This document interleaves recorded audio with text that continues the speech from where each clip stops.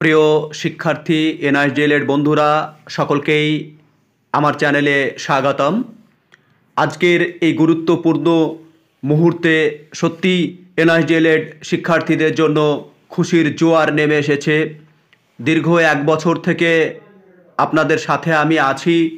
প্রতিনিয়ত সমস্ত ধরনের আপডেট নিউজ আপনাদের আমি দিয়েছিলাম এবং এনআইএসের সঙ্গে সর্বদা ছিলাম, আছি, থাকবো এই প্রতিশ্রুতি দিয়েই কিন্তু আমি আমার এনআইএসডিএল বন্ধুদের জন্য ভিডিও আপডেট শেয়ার করতাম।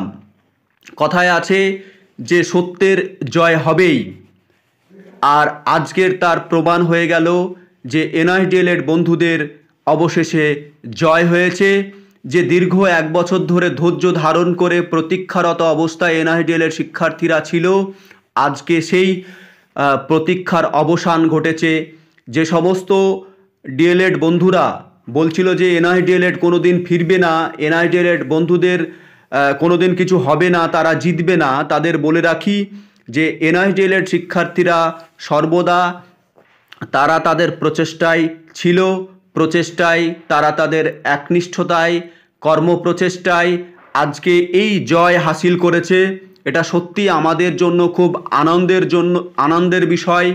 সত্যি এই মুহূর্তের জন্য 12 থেকে 14 লাখ শিক্ষার্থী আজকে প্রার্থনারত অবস্থায় ছিল। যে আজকে এই বিশেষ প্রার্থনা এই কারণেই যে কেরিয়ারের লড়াইয়ে যাতে শিক্ষার্থীরা বা আমরা যাতে এক পা এগিয়ে যেতে পারি, আমরা আমাদের লড়াইয়ে যাতে জিততে পারি, সেই কারণে কিন্তু তারা এই কর্মসূচি পালন করছিলেন। তো এনআইএসডিএল শিক্ষার্থীদের হার্দিক অভিনন্দন জানাই, যে কংগ্রাচুলেশন সকলকেই, যে না আমাদের জয় হয়েছে, আমাদের আর কোনো সমস্যা থাকছে না। এবার তো আসল বিষয়গুলো শুরু হবে। যে সমস্ত জায়গাগুলো থেকে এনআইএসডিএল বন্ধুরা বার হয়েছে বা তারা তাদের জায়গা পায়নি, সেই সমস্ত জায়গাগুলোতে অবশ্যই এনআইএসডিএল শিক্ষার্থীরা আর ছেড়ে কথা বলবে না।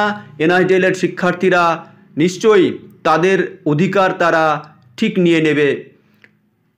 আগেও বলেছিলাম যে এনআইএসডিএল শিক্ষার্থীরা জিতবেই জিতবেই জিতবে, তার প্রমাণ আপনারা পেয়ে গেলেন। যে সমস্ত শিক্ষার্থীরা আপনারাকে বলেছিল যে কিছু হবে না, তাদের গিয়ে বলবেন যে কিছু হয় কি না বা কিছু হয়েছে কি না, তার প্রমাণ আজকের এই দিনটা। আজকের এই দিনটাই সত্যি সকলেই খুব আনন্দিত, সকলের মনের আশা পূর্ণ হয়েছে। সকলের জন্য দোয়া রইল, আপনারা আপনাদের কেরিয়ারের লড়াইয়ে নিজের যোগ্যতায় বিভিন্ন জায়গায় প্রতিষ্ঠিত হন।